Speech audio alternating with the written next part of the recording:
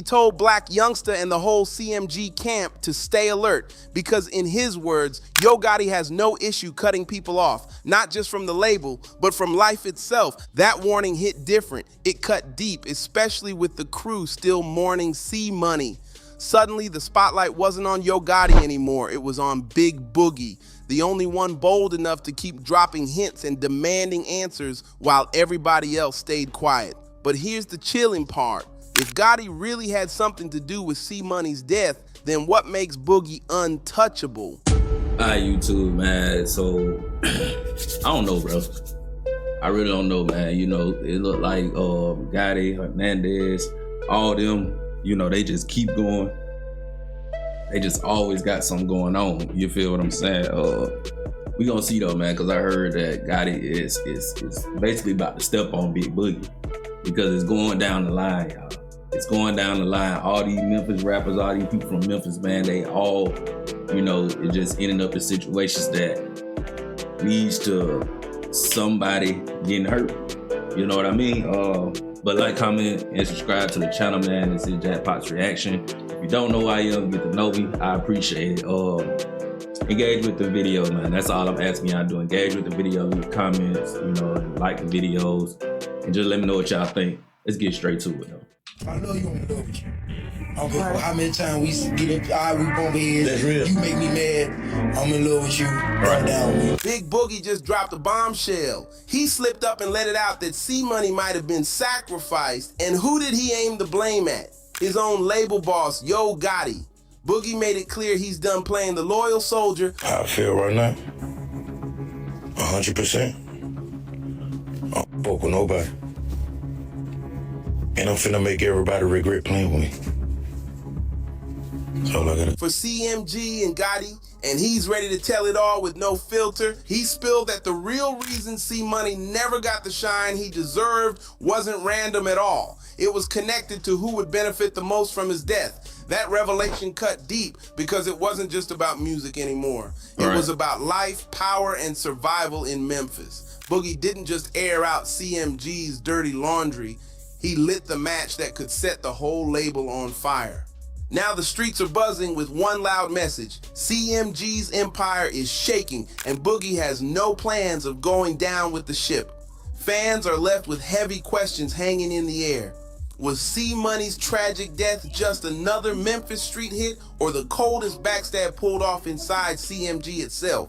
What lit the fuse on all this drama was a video Big Boogie dropped on his socials. It wasn't long, but it packed a punch. He came on talking about making somebody regret playing with him.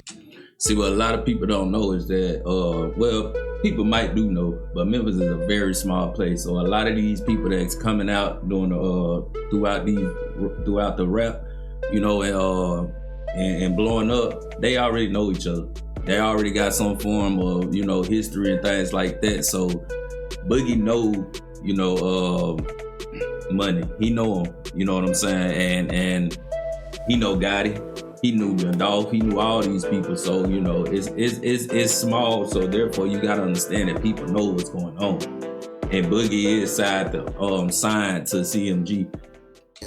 No smiles, no games, just raw tension in his voice. The clip was super short, barely a few seconds, and he didn't even show his face. But that made it even more intense. Dealing with them Texas boys, them folk got hit up. Them folk got hit up everywhere you go to, like the Fed watching it. You know what I'm talking about? He signed that boy right here, that boy ended up going to jail. So they watching that boy so close right now because they you know what I'm talking about, the cases. He talking about Gotti. Viewers could feel the anger dripping through the screen like he was warning someone directly without having to call their name. It wasn't random talk. It was a clear message aimed at whoever had crossed him, and the streets caught on fast.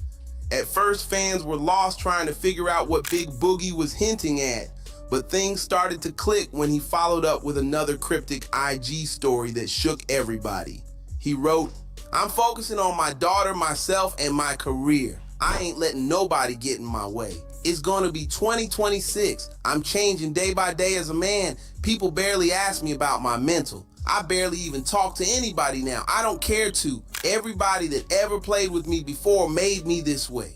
Today I'm focused because I see a bigger picture of my own life, numb and grinding. He didn't have to drop names. No Yo Gotti, no C Money. But the shade, it was screaming loud. Fans instantly tied it back, knowing this wasn't just random venting. Before Boogie's post, people were already whispering that C Money's death wasn't some random shootout. It looked too surgical, too targeted.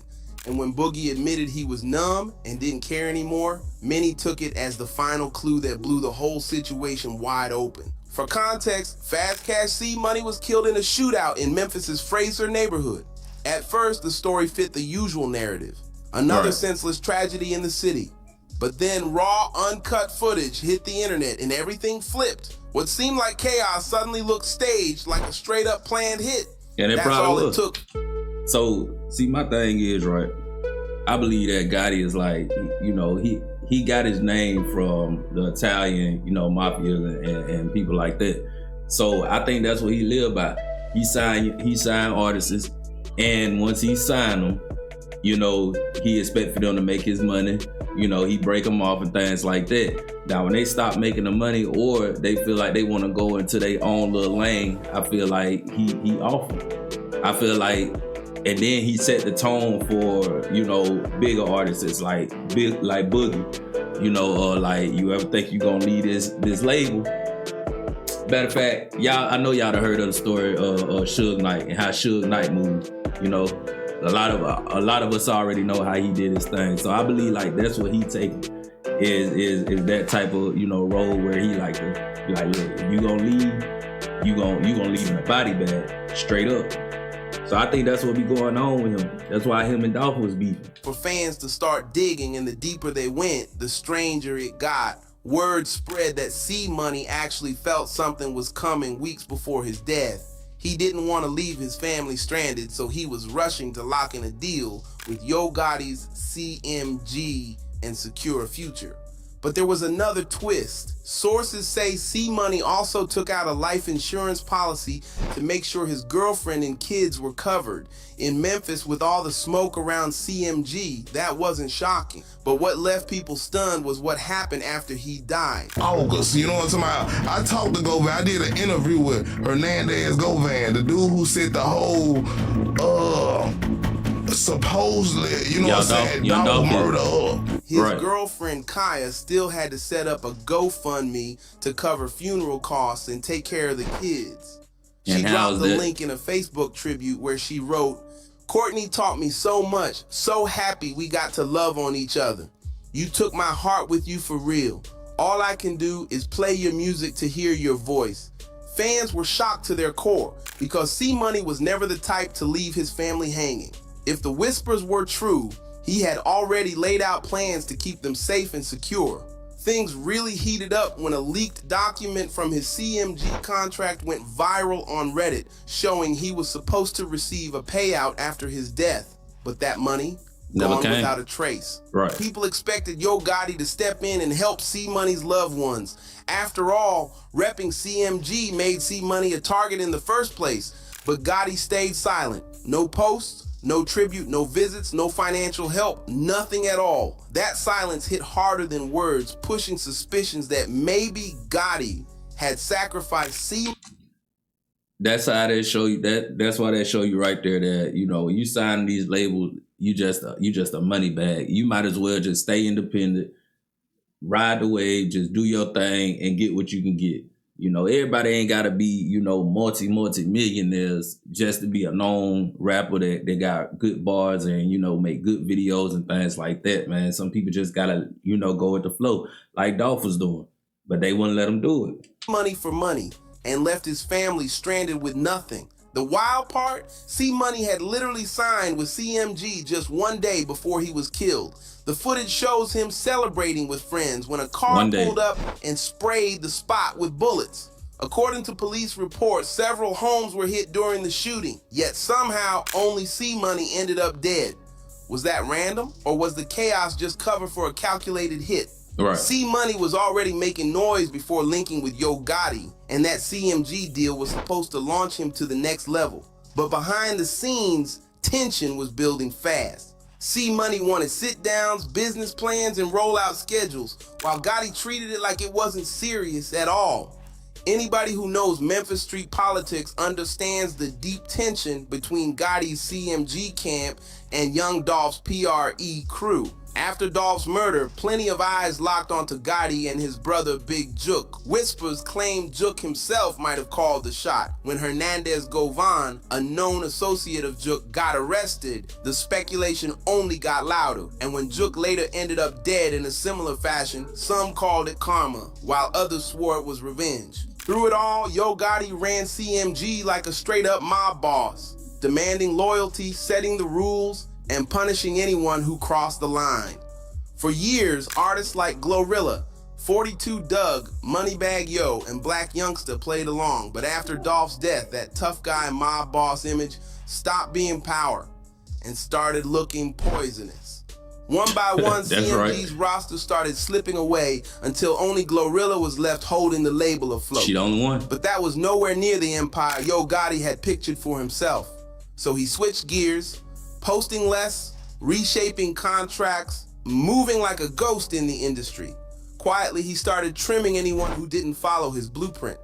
Look at Black Youngster, once Gotti's most loyal soldier, his right hand in the streets. But as Gotti shifted direction, Youngster went from being an asset to a liability. That's when Gotti started looking for fresh blood to prop up CMG, and that's where C-Money entered the picture. But here's the catch. Gotti never saw C-Money as the next big star. He saw him as a way out, a chess move in his escape plan. And by the time C-Money realized it, the clock had already run out. The news of his death crushed Big Boogie. In his first post, he let his pain spill out, writing, "C-Money Smith, Jesus' brother, I'm hurt to my heart, my favorite rapper from day one. I'm hurt about you, boy." Boogie didn't just mourn, he collapsed under the weight of it all. He even canceled his own Memphis birthday bash, saying, "I'm straight on Memphis, birthday bash canceled. You guys lame forever." He tagged C-Money and dropped crying emojis, a raw show of grief. To outsiders, it looked like the sadness of a friend, but insiders read between the lines. Boogie was backing away to avoid another storm of violence. Fans even praised him, saying that decision might have saved lives, but he couldn't stay silent forever. Boogie kept posting cryptic words like, "Everybody gonna regret what they did and said, watch this. Going silent is my final warning." At first, people brushed it off, but after C-Money's killing, then Gotti's cold silence, those posts started sounding less like venting and more like chilling warnings. Then came Stan G's explosive interview on No Jumper. He told Black Youngster and the whole CMG camp to stay alert because, in his words, Yo Gotti has no issue cutting people off, not just from the label, but from life itself. That warning hit different. It cut deep, especially with the crew still mourning C-Money.